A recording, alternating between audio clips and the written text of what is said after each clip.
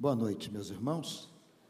Eu não sei se eu diminuí ou o púlpito cresceu. Tem uma coisa estranha aqui, não é? Abra sua Bíblia no livro de Hebreus.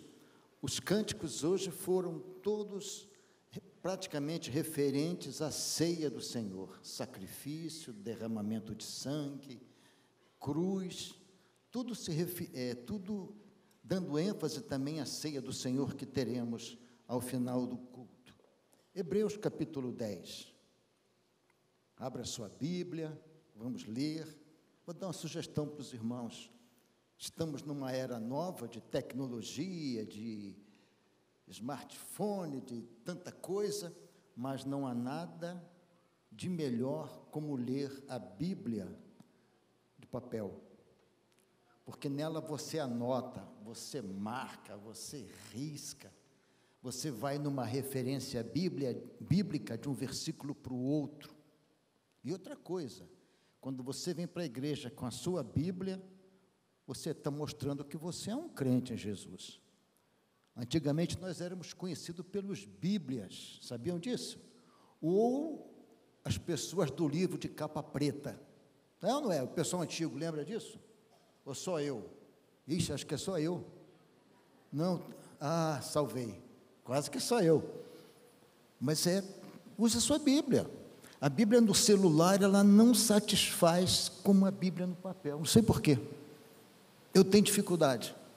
Eu leio, mas parece que não li. E já na Bíblia aqui, né, escrita, física, eu marco, eu volto lá, e não faz mal à vista, né? Tendo um bom óculos. Vamos lá, Hebreus capítulo 10. Não sabemos quem é o autor deste livro, desta carta tão tremenda. Para mim, para o Edson, é o apóstolo Paulo. Eu vejo Paulo nesta carta, mas não sabemos quem é o autor. Há muitas divergências sobre isso. Ora, visto que a lei tem sombra dos bens vindouros, não a imagem real das coisas, nunca jamais pode tornar perfeitos os ofertantes com os mesmos sacrifícios que, ano após ano, perpetuamente eles oferecem. Doutra sorte, não teriam cessado de ser oferecidos, porquanto os que prestam culto, tendo sido purificados, prestam culto, tendo sido purificados uma vez por todas, não mais teriam consciência do pecado. Entretanto, nesses sacrifícios, faz-se recordação de pecados todos os anos, porque é impossível que sangue de touros e de bodes remova pecados. Por isso, ao entrar no mundo diz, sacrifício e oferta não quiseste, antes corpo me formaste, e não te deleitaste com holocaustos e ofertas pelo pecado. Então eu disse, eis aqui estou no rolo do livro, está escrito a meu respeito, para fazer, ó Deus, a tua vontade. Depois de dizer como acima, sacrifícios e oferta não quiseste, nem holocausto e oblações pelo pecado, nem com isto te deleitaste, coisas que se oferecem segundo a lei. Então acrescentou, eis aqui estou para fazer, ó Deus, a tua vontade. Remove o primeiro para estabelecer o segundo. Nessa vontade é que temos sido santificados, mediante a oferta do corpo de Jesus Cristo, uma vez por todas. Ora, todo sacerdote se apresenta dia após dia a exercer o serviço sagrado e oferecer muitas vezes os mesmos sacrifícios que nunca, jamais podem remover pecados. Jesus, porém, tendo oferecido para sempre um único sacrifício pelos pecados, assentou-se à direita de Deus, aguardando daí em diante até que os inimigos sejam postos por estrado dos seus pés, porque com uma única oferta aperfeiçoou para sempre quantos estão sendo santificados. E disto nos dá testemunho também o Espírito Santo, porquanto após ter dito, esta é a aliança que farei com eles, depois daqueles dias, diz o Senhor. Porei nos seus corações as minhas leis, e sobre as suas mentes as escreverei. Acrescenta, também de nenhum modo me lembrarei dos seus pecados e das suas iniquidades para sempre. Ora, onde há remissão de pecados, já não há oferta pelo pecado. Vou ter que usar letras gigantes para ler a Bíblia daqui para frente. Aí no celular você pode aumentar, né? Tem essa vantagem. A carta aos Hebreus, meus irmãos, ela é uma relíquia no Novo Testamento. A carta aos Hebreus é como aquela porta que se abre para descortinar, para nos fazer entender os sacrifícios no Velho Testamento, para nos fazer entender o próprio tabernáculo, tudo aquilo que apresentava-se diante de Deus como sacrifício, como oferta diante de Deus para a remissão do pecado do povo. Tudo aponta para Jesus. Alguns dizem que o livro de Gálatas, a carta aos Gálatas, é a hermenêutica, é a interpretação perfeita do Velho Testamento. Ela foi escrita num tempo difícil, em que os judeus convertidos ao Evangelho, convertidos a Jesus, estavam sendo orientados a voltar às práticas do Antigo Testamento, voltarem a fazer circuncisão e outras coisas que já tinham sido, através de Jesus, supridas, já tinham sido banidas. Não que a lei foi banida, não que a lei não fosse bênção, é bênção, e a Bíblia ainda diz que a lei, para aquele que a cumpre, ela é boa. Eu não tenho medo da lei, da justiça, da polícia. Você tem? Eu não tenho. Quem não deve, não teme. Se bem que quando a blitz tem, você dá uma, poxa, será que está tudo em ordem, né? Será que? Mas a lei é boa. Mas a carta vai mostrar que tudo aquilo era somente o quê? Uma sombra. Todo o Velho Testamento vai apontar para o Novo Testamento. O Velho Testamento diz, o Messias virá.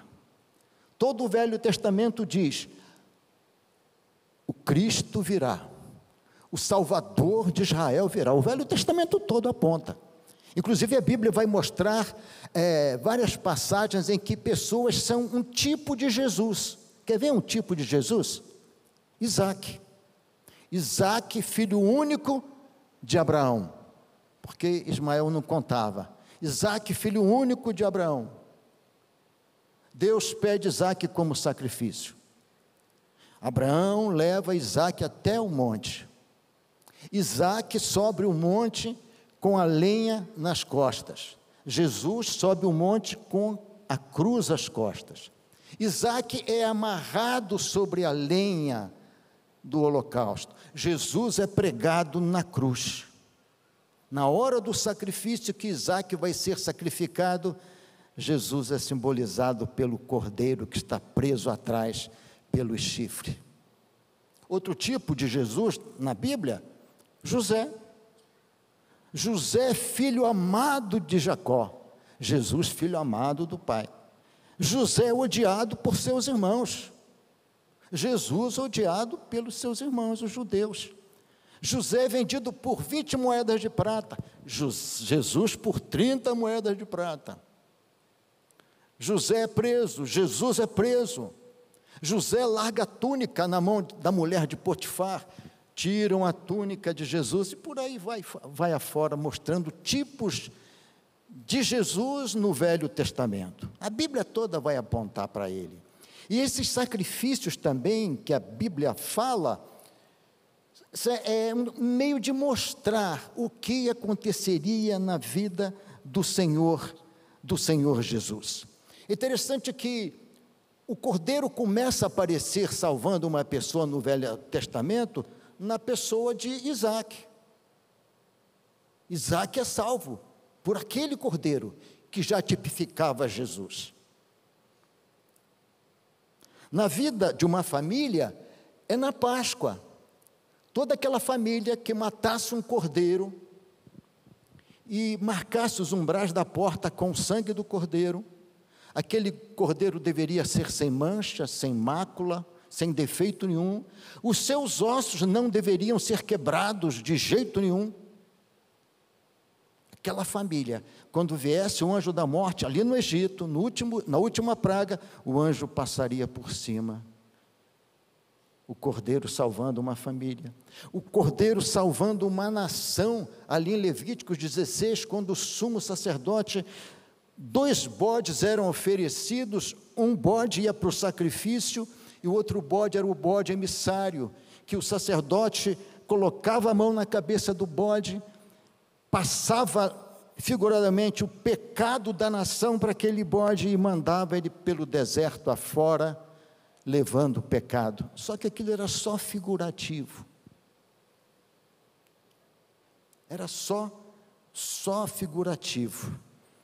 E a Bíblia vai mostrar, meus irmãos, que, e também, João vai dizer, 1,29, João diz, eis o Cordeiro de Deus que tira o pecado. De quem? Do mundo. Então, ele salva o menino Isaque, ele salva uma família na Páscoa, ele salva uma nação, ele tira o pecado do mundo. Mas o Velho Testamento, eu repito, ele só aponta, ele não tem o poder, aqueles sacrifícios, de salvar ninguém. Era só uma figura, só uma sombra, ele só apontava. Interessante que a pessoa ia, pecava, se apresentava ao sacerdote, com a sua oferta, o sacerdote fazia aquele sacrifício, aquele holocausto, mas era só para a purificação cerimonial, era só para a sua purificação, vou dizer assim, material. Havia um caso interessante, de um tipo de purificação, uma novilha, ruiva, olha só, ruiva, acho que é ruiva, era morta, queimada com paus de cedro e outras especiarias. Ela era queimada a ponto de se tornar em cinzas. Pegavam aquela cinza daquela novilha, colocavam num pote, num jarro, do lado de fora dos muros da cidade, ficava lá. Se alguém viesse de fora do campo contaminado por ter tocado num morto que não podia, por ter feito alguma coisa que o contaminasse, ele, antes de entrar, ele tinha que ser purificado com a água daquela novilha. Era um cerimonial. Aonde que o pó de uma novilha a cinza de uma novilha vai purificar a minha alma, perdoar meus pecados? Era só símbolo, era só figura. E é por isso que o escritor aos Hebreus vai dizer que ela não tem poder para salvar, ela não tem poder para perdoar os pecados. Era só uma sombra, ela só mostrava. Quem já fez algum exame aqui de raio-x? Todo mundo, hein? No seu sozinho. Quem já fez uma tomografia? Melhorou. Uma ressonância? Aumentou mais ainda, agora quase não tem mais raio-x, né? Quando você fez uma ressonância, a ressonância mostrou o problema? Mostrou. Curou o problema? Não. Eu quebrei esse joelho aqui, eu operei já 2 vezes, o raio-x mostrou o estrago lá da patela, mostrou. Mas eu fiquei 3 dias lá, mesmo com o raio-x na mão, e não curou, não consolidou. Precisou intervenção do grande ortopedista, Dr. Giro, olha só, que homem maravilhoso. Só mostrou o problema, mas não consolidou meu osso, precisou botar parafuso. A lei fez isso, as práticas fizeram isso, mostraram o problema, mas não resolveram o problema. Porque os sacrifícios do Velho Testamento, repito, eles não tinham o poder de nos perdoar. E ainda hoje não tem poder de perdoar. Ninguém tem poder de passar para você uma penitência para perdoar o pecado que você cometeu. Ninguém tem. Não existe. Não adianta você vir para mim e confessar o seu pecado. Eu disse: olha, meu irmão, repita o Salmo 23 200 vezes. Não adianta, não vai adiantar nada. Você só me contou o teu pecado, eu confirmei pela Bíblia, aí depende de você e Deus particularmente. Então o Velho Testamento é uma sombra, é um vislumbre, é aquele raio-x que mostra, mas não pode fazer nada.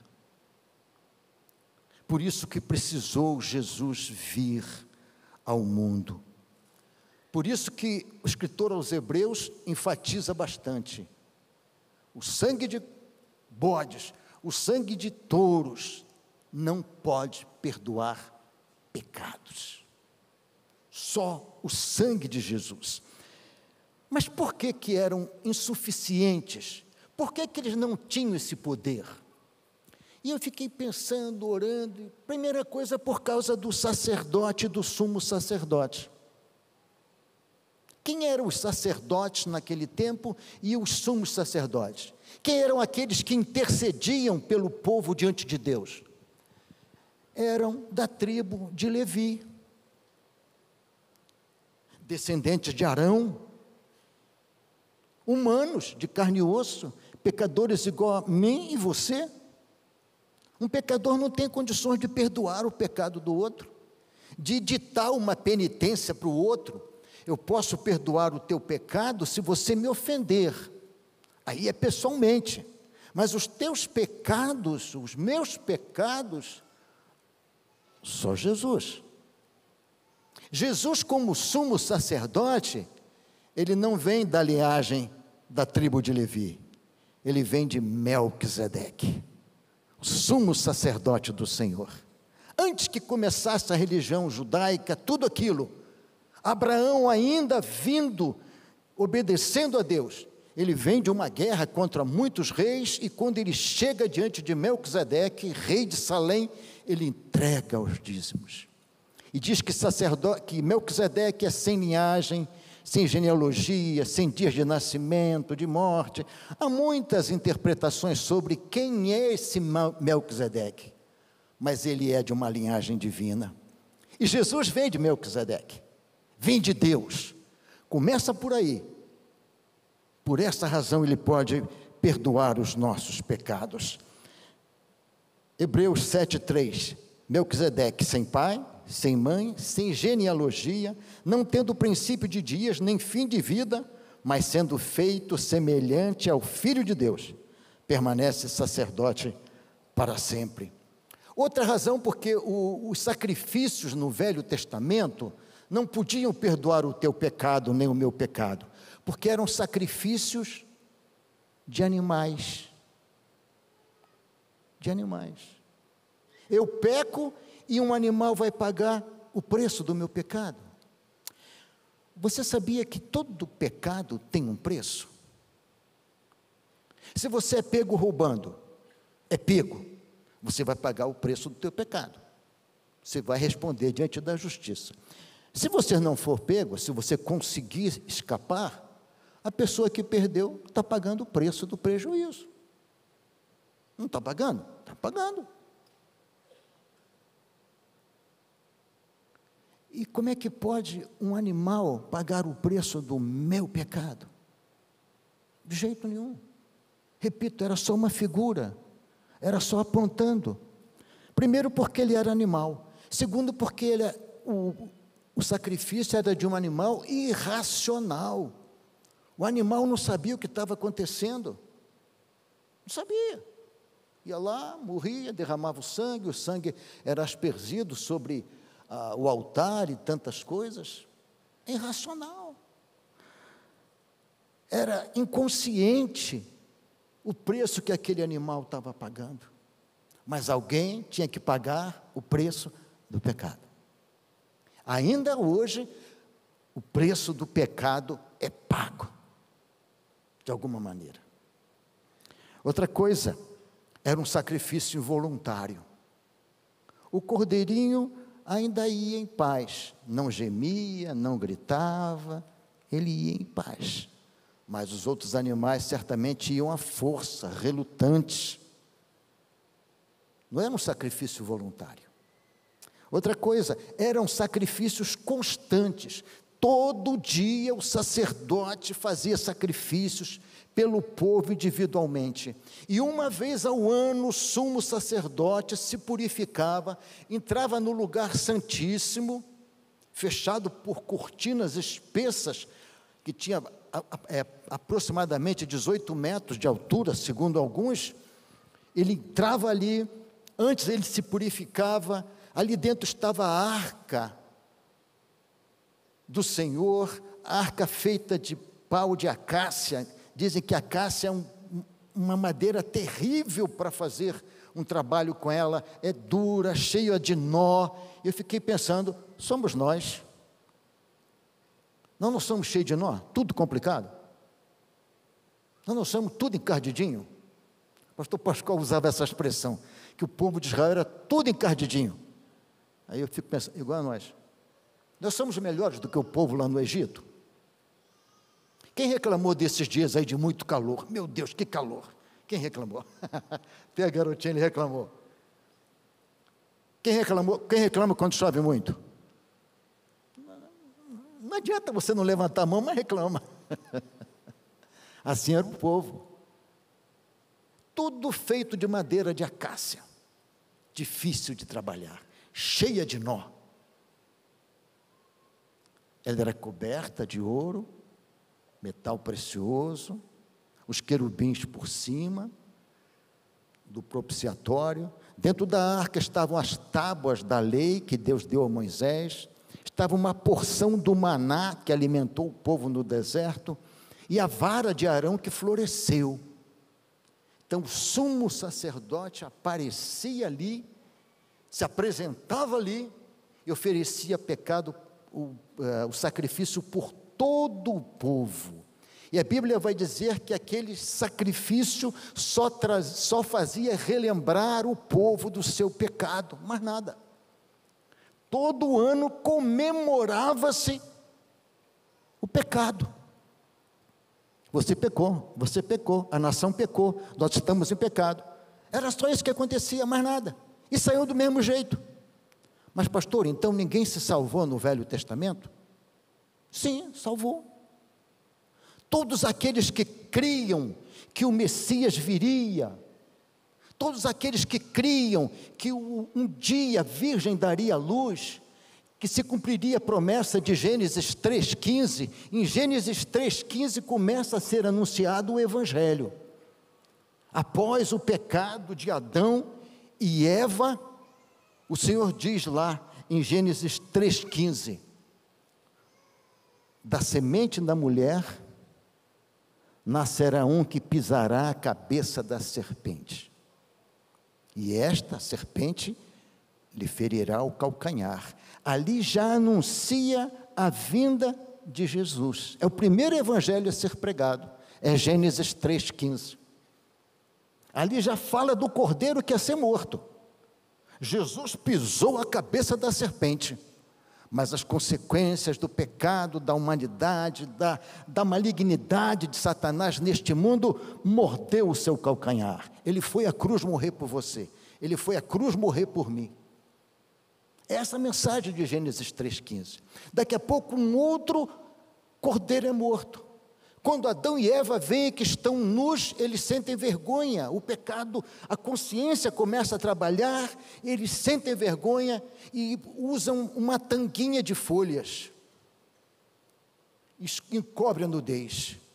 Olha, a folha seca, murcha, seca, cai, não esconder nada. Precisou que Deus matasse um animal, provavelmente um cordeiro, para fazer tanguinhas para eles, para esconder a nudez. Olha o cordeiro morto novamente. A Bíblia toda vai apontar esse cordeiro de Deus. Agora tem muita gente que ainda gosta de tangas. Tem muita gente que ainda fica buscando paliativos para satisfazer, para amenizar o seu pecado, a sua falta de comunhão com Deus.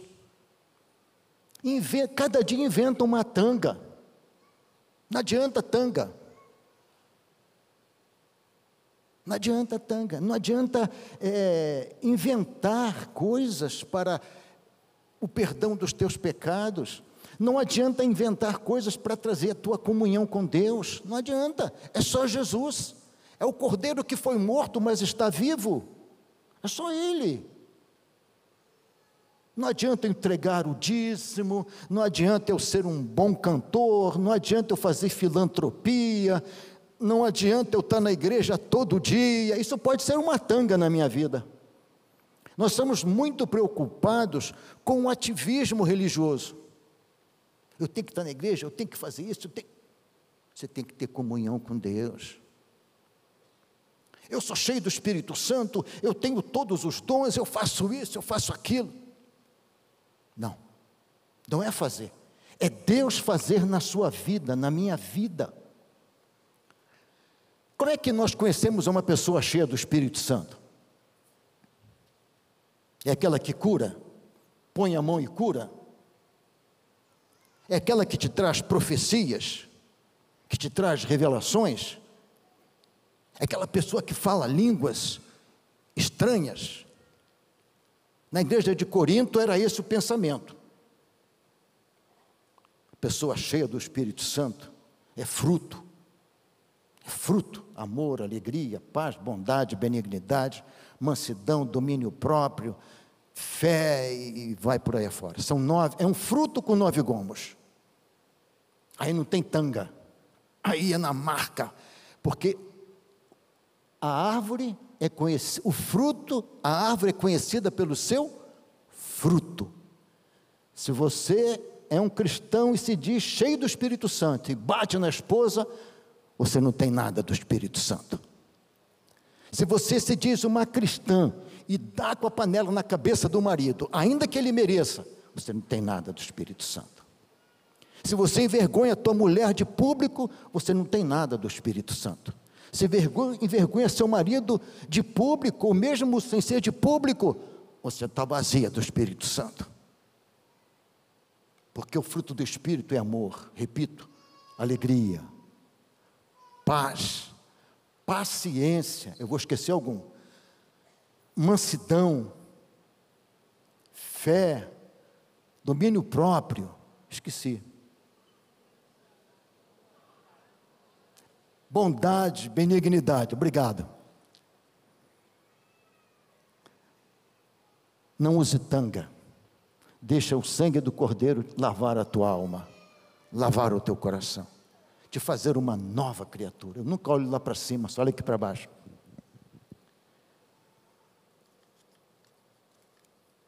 Agora, por que o sacrifício de Jesus foi suficiente?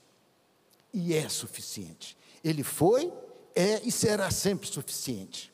Por quê? Primeiro, porque um sacrifício pessoal. Não foi um animal que morreu pelo meu pecado. Foi Ele, pessoalmente, como homem, que morreu pelo meu pecado. Quando cantamos este cântico, né? Por tudo que tem feitos, né? Diz uma parte que diz que Ele morreu para me salvar. E eu chorava muito quando cantava este cântico. E hoje lamento por não chorar. Por ter morrido em meu lugar te agradeço. Por ter morrido em meu lugar. Você já pensou nisso? Você morreria no lugar de alguém? Você daria o seu filho para morrer por alguém? Daria. Talvez eu até morresse por algum amigo muito. Filhos, esposa, neto, saiu, não tenho dúvida que eu me colocaria na frente e morreria. Agora, por um amigo, eu já pensaria 2 vezes. Sei, acho que não. Agora a Bíblia diz que Deus prova o seu amor para conosco pelo fato em que Cristo morreu por nós, sendo nós ainda pecadores. Cristo morreu, Deus deu o seu Filho, prova o seu amor para conosco, em que Cristo morreu por nós, sendo nós ainda pecadores. Nós estamos num novo ano, e precisamos começar esse ano com uma vida nova, com uma vida diante de Deus, com uma caminhada nova. Então Jesus, seu sacrifício é suficiente, porque foi um sacrifício pessoal, foi um sacrifício racional. Lucas 9:22 diz assim: é necessário que o Filho do Homem padeça, Jesus falando, padeça muitas coisas, e seja rejeitado pelos anciãos e dos escribas, e seja morto, e ressuscite ao terceiro dia. Jesus sabia o que ia acontecer com ele. Ele fez um sacrifício racional, consciente. Ele morreu porque quis, porque estava nos planos de Deus. Porque os judeus que mataram a Jesus. Foi os romanos, porque aquela multidão. A morte de Jesus não era o plano A na mente de Deus, era o plano único. Não havia outro plano para salvar o homem, era só Jesus. Tem um hino do cantor que diz: só Jesus que salva. Eu acho que é o hino 93, parece. Quem me poderá salvar? Cristo que verteu o seu sangue. Minhas manchas vão limpar pelo precioso sangue. Oh, que preciosa paz que vem lá da cruz. Aí eu já esqueci o hino. Ninguém canta mais, eu vou esquecendo. Era um sacrifício racional. Outra coisa, o sacrifício de Jesus foi voluntário. Repito, ele morreu porque quis por mim e por você. Senão nós nunca teríamos vida com Deus, vida espiritual, vida eterna. Nós sempre, quando falamos em morte, falamos em dois tipos de morte: morte física e a morte eterna. Mas esquecemos da morte espiritual. Há 3 tipos de morte: a morte física, quando o corpo desce à sepultura; a morte espiritual, quando você está vivo, mas está morto espiritualmente. Efésios 2, a partir do verso 1, Paulo diz: porque vocês estavam mortos nos seus delitos e nos seus pecados, mas Cristo vos deu vida, pela graça sois salvos. Se o homem estiver morto espiritualmente, afastado de Deus e morrer fisicamente, ele vem passar pela terceira morte, que é a morte eterna, a separação eterna de Deus. Por isso que o Senhor disse: se hoje ouvirdes a minha voz, não endureçais os vossos corações. Estou à porta e bato. Ele ali fala para a igreja de Laodiceia, mas fala para nós também: eis que estou à porta e bato, você precisa de mim, você é pecador, você está errado. Se você ouvir a minha voz, eu entrarei no seu coração, eu mudarei a sua vida, e te trarei paz.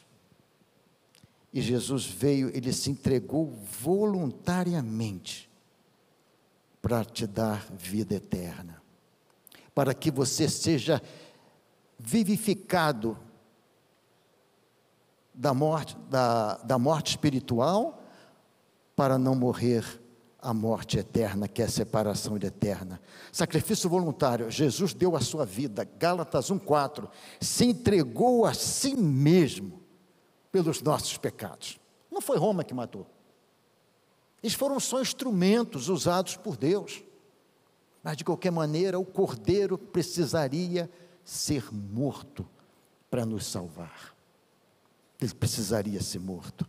Outra coisa tremenda: o sacrifício de Jesus foi um sacrifício eterno. Os animais eram sacrifícios constantes, todo dia e uma vez por ano, todo dia mata bicho, e não resolvia nada. Saíam com os mesmos pecados, era só lembrança que o povo era pecador. Jesus, um sacrifício único, que vale até hoje. Já pensaram nisso? Pensaram nisso? Eu fico pensando nos líderes religiosos que o mundo conhece. Qual deles fez isso? Qual deles, ao ser crucificado, diria: Pai, perdoa-lhes porque não sabem o que fazem? qual deles diria para um ladrão: ainda hoje estarás comigo no paraíso? Meus irmãos, Deus é tão bom, tão maravilhoso, que quem inaugurou o céu na era da graça foi um ladrão. Já pensaram nisso? Onde é que ladrão não entra? Até no céu. Ele estava com o pé chamuscando lá no inferno, quando ele disse: Senhor, lembra de mim quando entrares em teu reino. Ainda hoje, não vou só lembrar, você estará comigo no paraíso. Qual líder religioso falou isso? Outro dia eu pesquisei sobre alguns líderes religiosos, sobre o que eles falaram na hora final da morte. E é cada coisa: não sei para onde vou, não sei o que vai acontecer. Jesus não: Pai, nas tuas mãos entrego o meu espírito. Pai, está consumada a obra que me deste a fazer. Pai, perdoa-lhes porque não sabem o que fazem. Jesus sabia para onde iria e para onde nos levaria também. É tremendo isso. Eu aceitei Jesus aos 13 anos de idade e faria tudo de novo. Tudo de novo.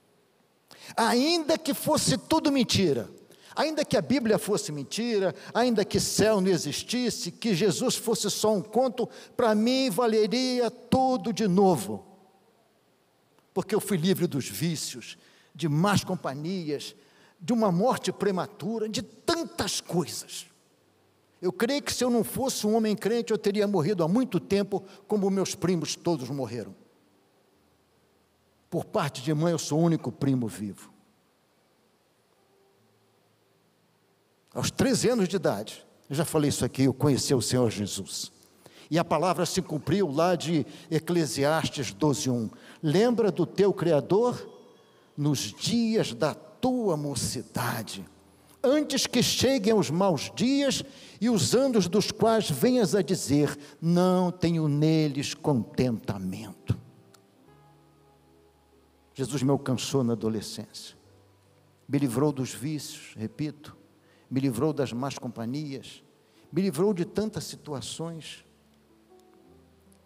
Eu aceitei o Cordeiro na minha vida, então Ele fez um sacrifício eterno. Hebreus 10:10 diz assim: na qual vontade temos sido santificados pela oblação, pela oferta do corpo de Jesus Cristo, feita uma vez. E assim, todo sacerdote aparecia cada dia, ministrando, oferecendo muitas vezes os mesmos sacrifícios que nunca podiam tirar o pecado. Olha só, é a Bíblia que está falando. Mas este, Jesus, havendo oferecido para sempre um único sacrifício pelos pecados, está sentado à direita de Deus. Aleluia, aleluia. Está na hora de eu terminar. Quando começa a tocar é fogo. Hoje não é o pastor Wagner, não. Hoje é ceia. Eu queria que você começasse agora a pensar. O sacrifício de Jesus em sua vida, ele só terá validade, ele só vai operar, ele só vai agir se você reconhecer que é pecador. Tem pessoas que não reconhecem que são pecadoras. Tem pessoas que se acham boas. Não, mas eu sou muito boa, pastor. Nós fazemos entrevistas para ser membro da igreja, e uma das perguntas é: você crê que está salvo? Algumas dizem: sim, pastor, eu sou bom pai de família, eu pago as minhas contas em dia, eu nunca bati muito na esposa. Dizem essas coisas todas. Como se a salvação, ela fosse mérito nosso. Não, você é pecador, eu sou pecador, eu não mereço ir para o céu. Nós merecemos, sinceramente, ir para o inferno. Os nossos pecados o dizem. Os nossos pecados testificam isso. Você merece o inferno, Edson. Você é mau, você tem maus pensamentos, você fica nervoso no trânsito, não xinga porque você é crente, pensa 2 vezes. Você é pecador.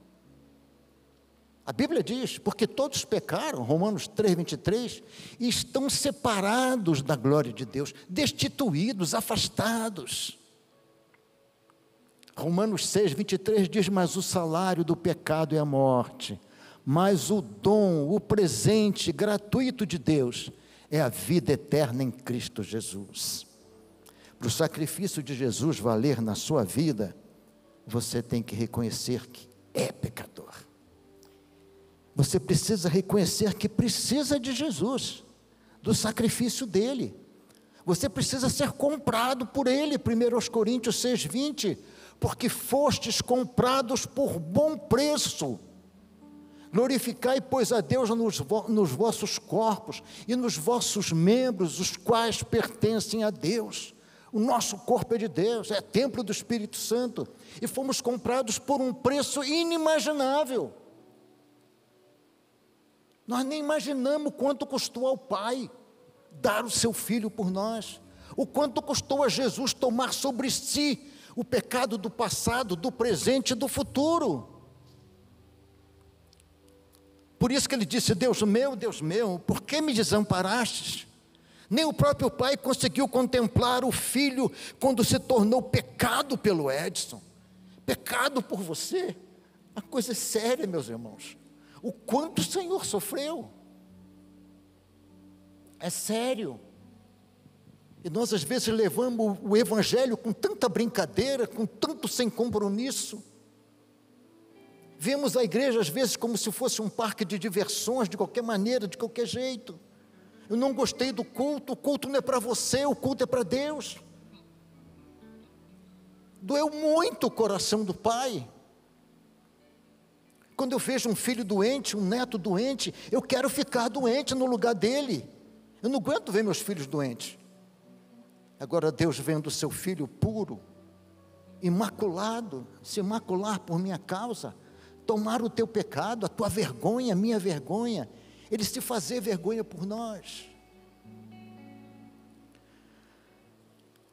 Você precisa reconhecer, você precisa receber Jesus como seu único e suficiente Salvador. Queria que você abaixasse a sua cabeça. E enquanto você pensa sobre a sua vida, sobre a sua comunhão com Deus, eu faço uma breve pergunta. Há entre nós, nesta noite, alguém que nunca se rendeu ao Senhor Jesus? Há alguém que nunca entregou a sua vida para receber o perdão dos seus pecados? Alguém que continua usando uma tanga de folhas de mato, em vez de usar o sangue do Cordeiro de Jesus para purificar a sua alma? Se alguém que ainda não entregou a sua vida para Jesus e quer fazê-lo nesta noite, eu convido você a levantar a sua mão onde você está. Não precisa ficar em pé, só levantar a sua mão, dizendo, eu quero Jesus como meu Salvador. Há alguém? Deus abençoe. Que o Senhor abençoe poderosamente a sua vida. E lembre-se, sem derramamento de sangue não há remissão de pecados. Que Deus nos abençoe.